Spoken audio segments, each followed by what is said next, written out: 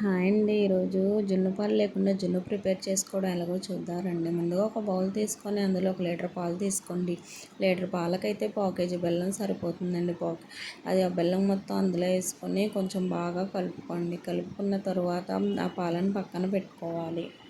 ఇప్పుడు ఒక బౌల్ తీసుకొని అందులో ఎగ్స్ పగలగొట్టి వేసుకోవాలండి. లీటర్ పాలకైతే 8 గుడ్లు, అర లీటర్కి అయితే 4 సరిపోతాయండి. ఇప్పుడు ఆ ఎగ్స్ని మిక్సీ జార్లో వేసి బాగా బ్లెండ్ చేసుకోవాలండి.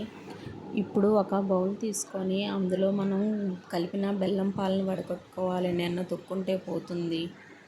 ఇప్పుడు ఇందులో మనం మిక్సీ పట్టిన ఎగ్స్ మిశ్రమాన్ని కూడా వేసుకోవాలి. ఇప్పుడు ఒక రోల్లో కొన్ని మిరియాలు, 4, 5 ఇలాచి వేసి మంచిగా దంచి మెత్తగా పక్కన పెట్టుకోండి.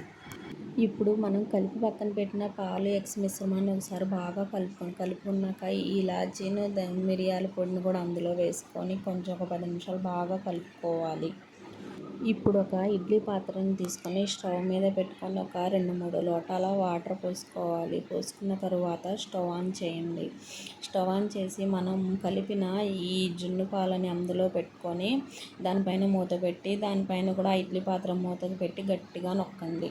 ఇందులోంచి ఆవిరి బయటికి వెళ్లకుండా దీనిపైన బరువును పెట్టండి. అలా బరువును పెట్టి ఒక ½ అన్ అవర్ కుక్ చేసుకోండి. కుక్ చేసిన తర్వాత ఒకసారి మూత తీసి ఒకసారి స్పూన్ పెట్టి ఇలా చూడండి. ఇలా అంటుకోకుండా వస్తే ఎంతో టేస్టీ అయిన జున్ను అయితే రెడీ అయిపోయిందండి.